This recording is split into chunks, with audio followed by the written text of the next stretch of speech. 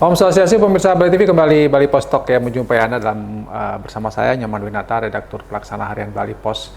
Kita mengangkat topik yang mungkin banyak dari kita juga bosan, tapi ini persoalan pelik yang sampai hari ini belum tertangani, yaitu masalah sampah, terutama di Kota Denpasar yang ketika musim hujan seperti sekarang, mungkin pemirsa dapat menyaksikan sampah masih bertumpuk di mana-mana, tidak terangkut karena TPA Suwung mengalami kekreditan. Saya akan mewawancarai pegiat sosial aktivis LSM yang juga aktif mengamati ya soal persampahan, ya juga persoalan-persoalan lainnya. Kita tidak asing lagi, Pak Nyoman Mardika, kita sapa dulu.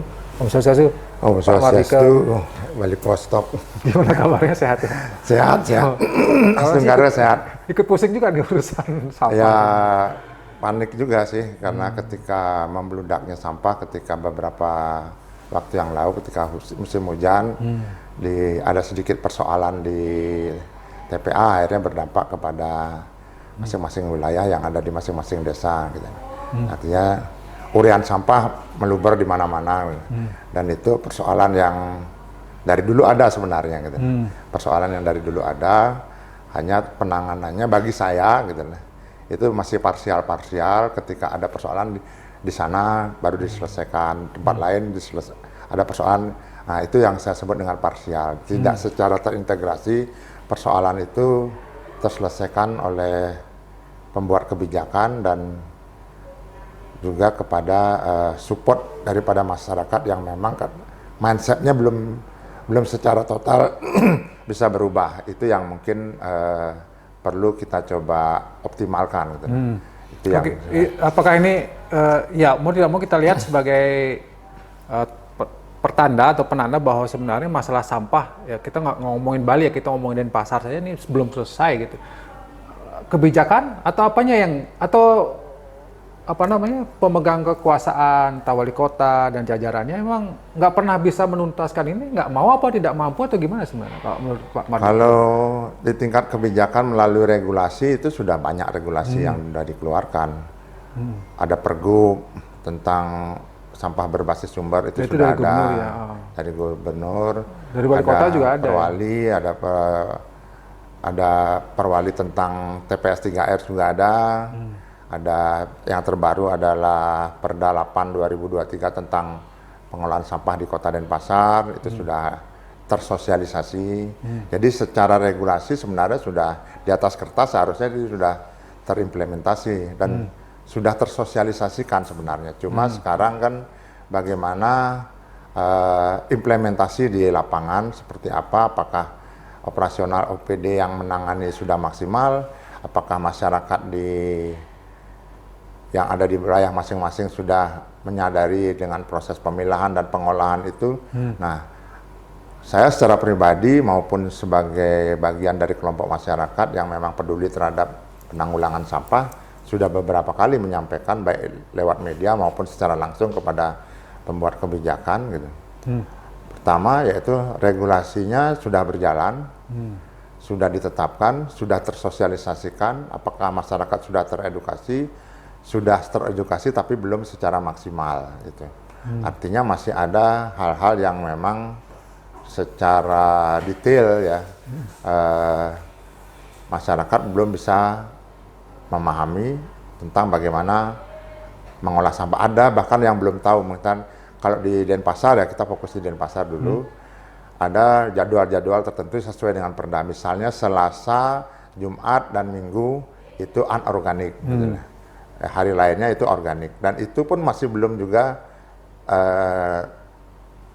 masyarakat secara maksimal ya, secara maksimal artinya secara keseluruhan masih ada yang masih bertanya sekarang ini organik apa anorganik misalnya, itu hal yang sifatnya teknis.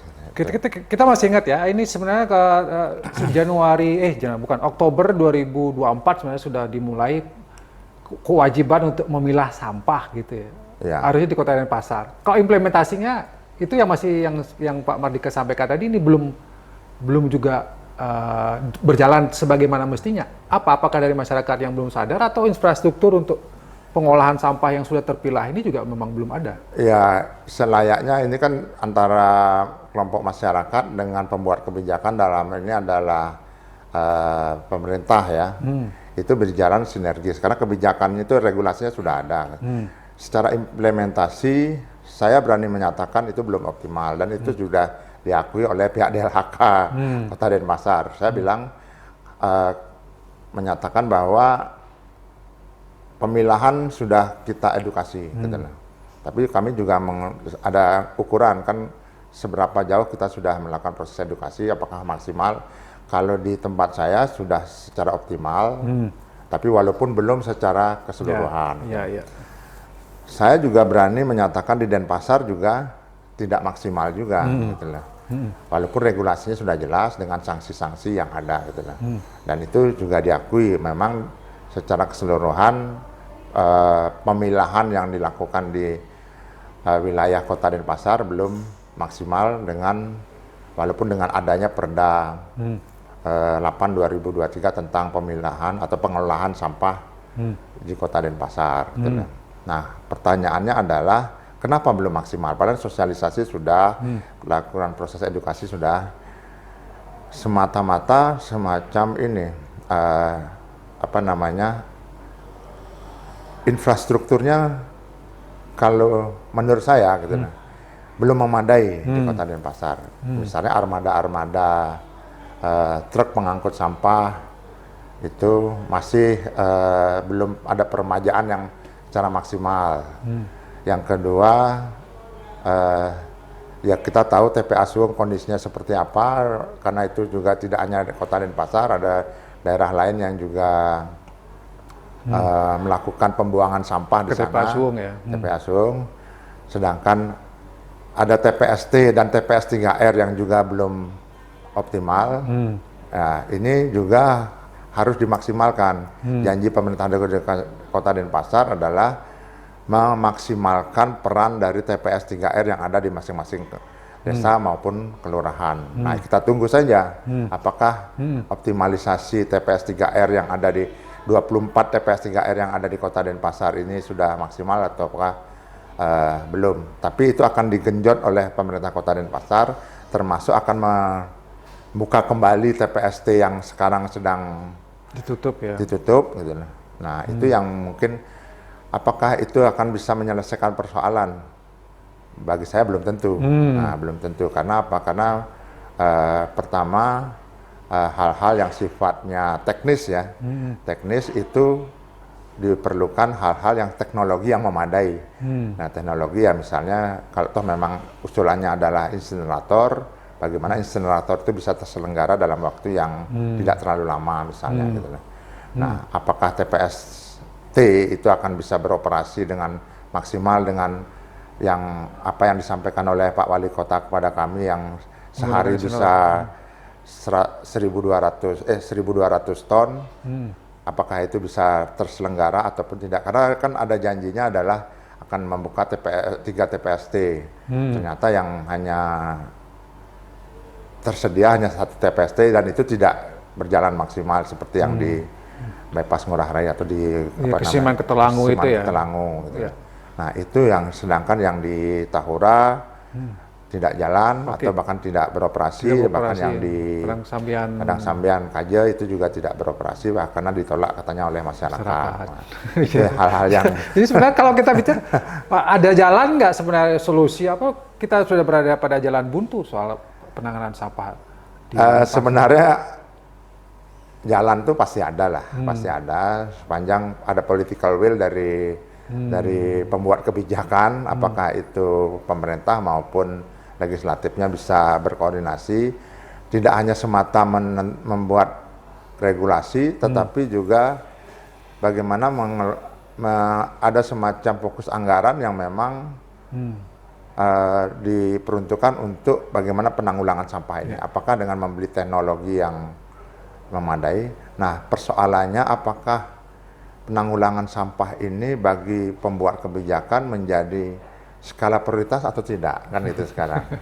Kalau dia tidak hanya menjadi prioritas yang di bawah, itu selamanya tidak akan pernah. Tapi kalau kita lihat dari fenomena yang ada kan selalu Bali ini masalah kemacetan, kedua pasti sampah. Kalau yang pertama sampah, kedua kemacetan. Ini kan permasalahan besar sebenarnya.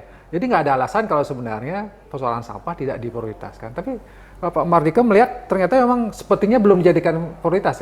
Misalnya dari anggaran nggak jelas juga berapa sih anggaran penanganan sampah di Denpasar nggak pernah terpublish juga ya. Ya ini yang ya pada kesempatan ini yang perlu kita sampaikan bahwa pemerintah Kota Denpasar dan juga pemerintah Provinsi Bali gitu lah. Kan ini kan harus bersinergi antara provinsi dan kabupaten kota, harus membuka sekarang kita bisa mengukur apakah anggaran dalam APBD provinsi maupun APBD Kota Denpasar memprioritaskan enggak masalah penanganan lalu lintas gitu. Memprioritaskan enggak masalah pengelolaan sampah gitu lah. Dari sisi anggaran. Sekali lagi saya bilang bahwa dari sisi regulasi sudah jelas gitu.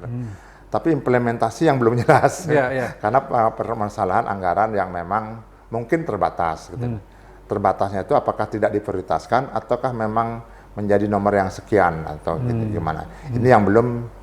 Atau sebenarnya pemerintah banyak berharap, pemerintah daerah ini berharap ya biar dari pusat aja lah yang biayai gitu, ngapain juga kita biayai? Sebenarnya seperti itu ya. Ya kelihatannya seperti itu. Dulu kan memang harapan TPST itu memang dianggarkan oleh pemerintah pusat dan pengelolaan.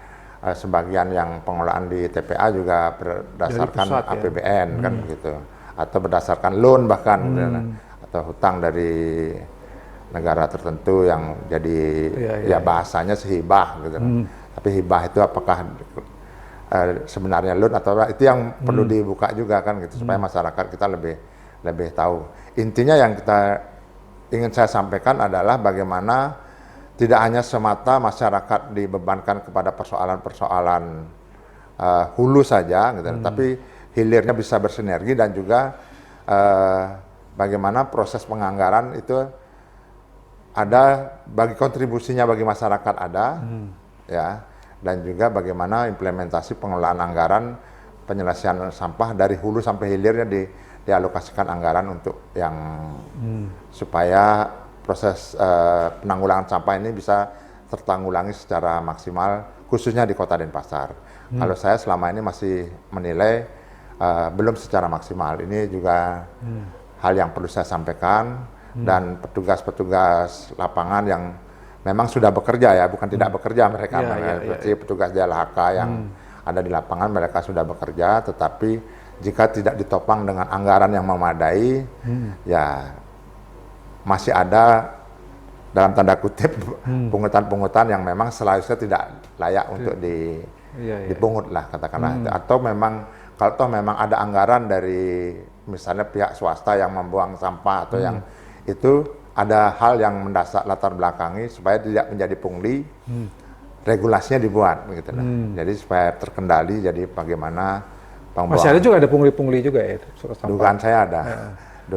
Di mana ya biasanya Pak Mardika kalau misalnya ada pungli-pungli dari ini ya petugas-petugas atau ini ya apa di TPA Suungnya dan segala macam? Mungkin dugaannya ada di TPA Suung, ada di beberapa wilayah mungkin karena ini menjadi persoalan, jadi itu jadi peluang juga orang-orang untuk bermain-main gitu ya.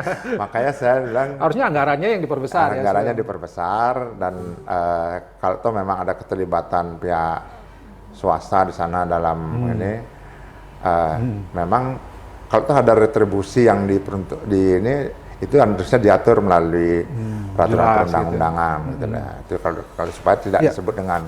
Tapi satu hal yang saya lupa, 2026 akan ditutup TPA Suung. 2026 itu. Denpasar siap nggak sebenarnya kalau? Itu pernyataan Pak Wali Kota. Pak Mardika siap nggak Denpasar kalau itu ditutup gitu? Dugaan saya belum. Dugaan akan saya kelimpungan belum. Ya. Karena melihat TPST yang masih mangkrak sekarang. Itu belum beroperasi, ini sudah 2025 dan belum lagi nanti mekanismenya seperti apa, karena apakah dengan 1.200 ton per hari itu mampu menyelesaikan dengan pemilahan dan pengolahan, gitu, atau hanya sifatnya sama seperti yang sebelumnya, akhirnya menimbulkan bau kepada lingkungan sekitarnya, dan itu bagian dari pelanggaran HAM itu kalau menurut kawan-kawan yang Ya, ada juga pelanggaran HAM. Ya. Saya nggak tahu masyarakat di Siwung itu udah berapa lama HAM-nya dilanggar ya. Kita waktu, terima kasih Pak Mardika. Ya mudah-mudahan sih ya kita semua agak kebingungan juga ya gimana solusi tapi sebenarnya aturannya sudah jelas, tinggal sekarang bagaimana infrastruktur penanganan sampah ini yang di